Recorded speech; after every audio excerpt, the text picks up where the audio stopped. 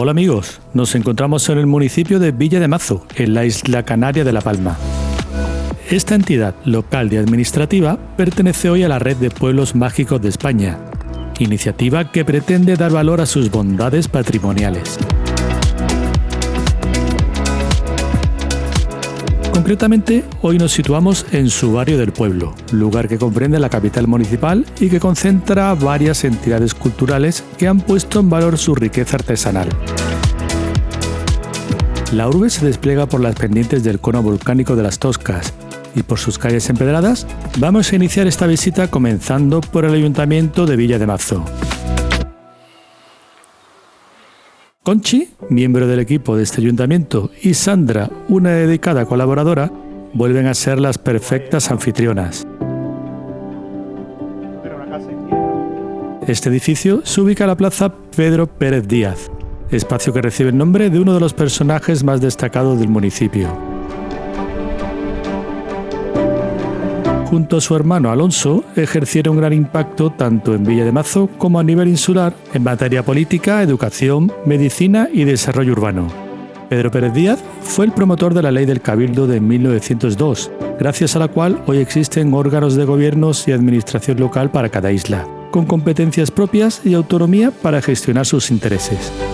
Por su parte, su hermano Alonso, figura emblemática dentro del municipio, fue líder del Partido Republicano en el año 1930. Precisamente, en ese mismo año se inauguró el edificio del ayuntamiento, un complejo que combina elementos rurales y urbanos integrándolos en un estilo neoclásico. El conjunto se complementa con la antigua vivienda de Alonso Pérez Díaz, que fue donada para uso público y luego ampliada para conformar el Salón de Plenos Municipal y una biblioteca que lleva su nombre. En uno de los laterales de esta infraestructura se están gestando los nuevos diseños de los arcos que se exhibirán en la fiesta del Corpus Christi de este año, evento declarado de interés turístico nacional. Y os preguntaréis, ¿qué son los arcos? Los arcos son estructuras verticales hechas a base de metales y madera que se engalanan de manera exuberante con materiales vegetales como pétalos de flores, hojas, ramas, semillas o musgo, entre otras variedades. Pedro, artesano de la madera, nos enseña varios de los diseños de estos arcos y nos orienta a grandes rasgos sobre cómo hacen para darles vida. Los diseños iniciales se amplían en plotter a escala para luego calcarlos sobre las planchas de maderas que terminarán definiendo las piezas de cada arco.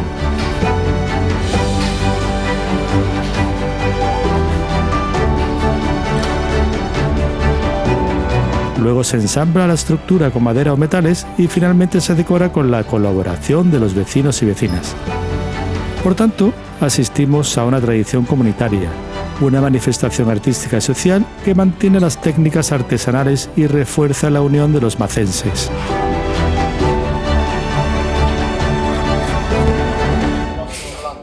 Cada uno de los 15 barrios del municipio tiene su propio arco que es diseñado y construido de forma colaborativa entre particulares.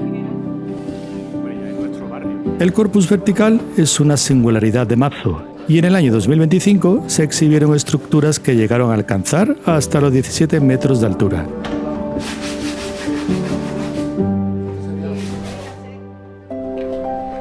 Hemos presenciado el esqueleto y entripado de los arcos, pero ahora vamos a ver algunas piezas de estos armazones una vez que se han terminado de decorar y que han pertenecido a festividades de años previos.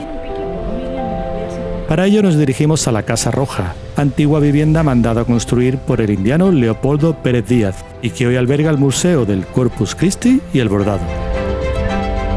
Una inscripción encontrada en la segunda planta delata que esta casa de estilo neoclásico ya existía en el año 1911. Leopoldo, que residía en Venezuela, no llegó a vivir en ella, pero sí varios de sus hermanos. En los años 70 del pasado siglo funcionó como un hotel, pero a finales del siglo XX el ayuntamiento la restauró para destinarla como museo. Y aquí estamos, amigos, disfrutando de este maravilloso complejo que empieza a impresionarnos con sus primeras manifestaciones artísticas nada más entrar en una antesala. El Rocco de Nichiomo acapara nuestra atención en este gran tapiz confeccionado a partir de elementos vegetales. Sobre todo aquí, lo que advertimos es la presencia de diferentes tipos de musgo que han sido dispuestos y pegados de manera artesanal. La cola que se emplea también es natural y en ocasiones se humedece con vinagre para que los materiales perduren más tiempo.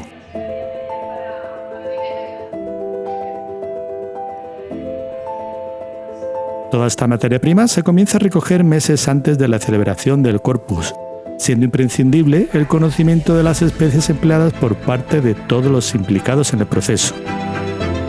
El color definitivo de las plantas será patente una vez que éstas se sequen.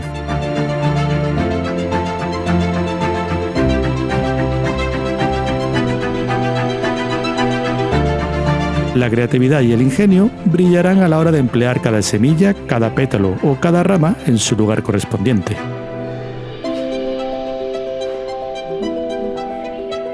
Semillas de azafrán, cáscara de piñones, pipas de calabaza, tallos de espiga, flores de cardos, vinagreras, bugambillas y campaneras. La imaginación compositiva de estas temáticas iconográficas, relacionadas en su mayoría con la Eucaristía, está servida, amigos. En esta planta baja de la Casa Roja, dedicada a divulgar el Corpus Christi, también podemos disfrutar de antiguos diseños de arcos, alfombras y pasillos, además de documentos, ilustraciones y fotografías de la festividad. Un evento que está profundamente arraigado en el municipio. El acceso a la segunda planta del museo se hace a través de una escalera imperial de madera que recibe la luminosidad de amplios ventanales que dan a un patio interior. Esta planta está dedicada al Museo del Bordado, y nada más posar los pies sobre ella, nos dirigimos a una estancia que pudo ser un dormitorio de la antigua vivienda. La cama que aquí se expone se viste con un juego de cama de exquisito bordado. El cabecero, confeccionado en hilo de seda por dos artesanas de Villa de Mazo, parece un auténtico cuadro. En las vitrinas contiguas se exponen piezas de mantelería, pañuelos, algunos de ellos pertenecientes a la familia Pérez Díaz, blondas, encajes, fundas, camisones. Todo un muestrario de ajuar doméstico en el que podía advertirse el poder adquisitivo de una familia. Otros tantos artículos relacionados con esta temática podemos presenciarlos en la siguiente sala.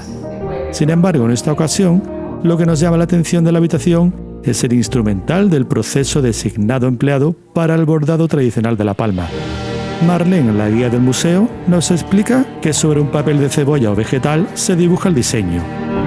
Luego se perforan sus contornos y se coloca el papel sobre la tela. Finalmente, con una solución de polvo azulado, se frota el papel para que se transfiera el diseño sobre la tela a través de las perforaciones. Este último paso permite luego seguir las líneas con hilo durante el bordado manual. Las indicaciones de Marlene sobre algunas técnicas de bordado no dejan de sorprendernos. La visita continúa mostrándonos algunas estancias restauradas una vez que el ayuntamiento se hizo con el edificio tras su funcionamiento como hotel. Los suelos con motivos de mosaicos, las paredes forradas de azulejos, los útiles de cocina o los fogones nos acercan quizás a una cocina de la antigua vivienda de los Pérez Díaz. Lo mismo sucede con el baño. Aquí, un individuo podía asearse o evacuar haciendo volar su imaginación con los diseños que recargaban la estancia. A continuación, Marlene nos enseña cómo el bordado de la palma también se ha empleado en la confección de trajes tradicionales. En ellos también se aprecian las tres técnicas principales. Por un lado, la técnica Richelieu, en la que se hacen presillas o festones y se pueden recortar zonas. Por otro lado, el realce, en el que se rellenan motivos provocando una especie de relieve. Y finalmente, el punto perdido, con el que se consigue un sombreado o degradado superpuesto.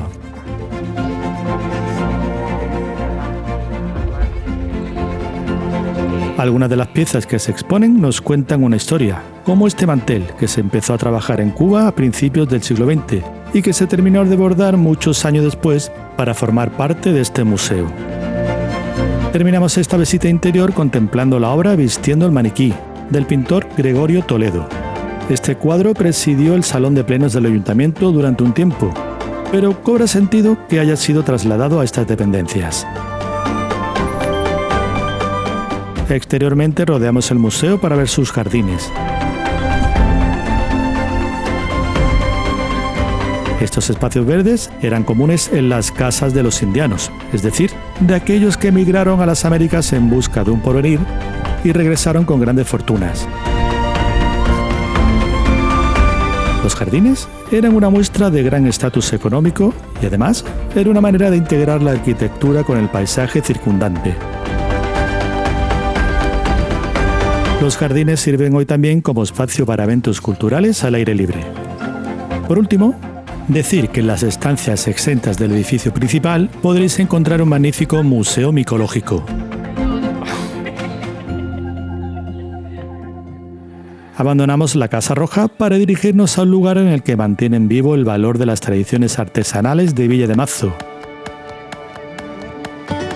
Nos referimos a la Escuela Insular de Artesanía.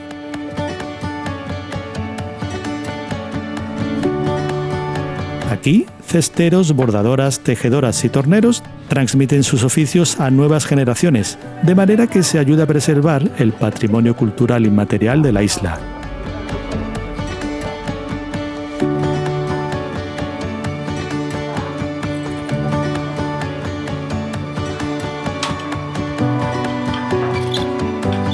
La escuela abrió sus puertas en 1968 y desde entonces ha significado la recuperación de estos oficios ofertando una variedad de cursos, alcanzando la certificación de artesanas y artesanos y revalorizando con ello la producción de estos artículos tanto dentro como fuera de la isla.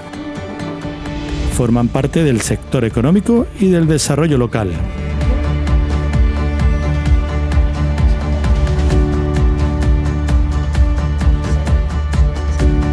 Este complejo también cuenta con un recinto expositivo que nos habla sobre la riqueza de la artesanía palmera, fruto de la mezcla de diferentes culturas tras la conquista cristiana. Por ejemplo, ya en el siglo XVI, el humanista portugués Gaspar Fructuoso decía: «Las mujeres aborígenes bordan bien, pero casi no saben hilar ni tejer, cosa que dejan a los portugueses». Durante esta visita veremos artículos artesanales representativos de cada oficio, el instrumental empleado para ello y juegos para adivinar estos oficios y las piezas que están creando. La base de la artesanía son las manos de las personas que ejecutan estas obras. Y manos son las que también emplean Berto y Digna para preparar riquísimos bocadillos y sándwiches y sabrosas hamburguesas.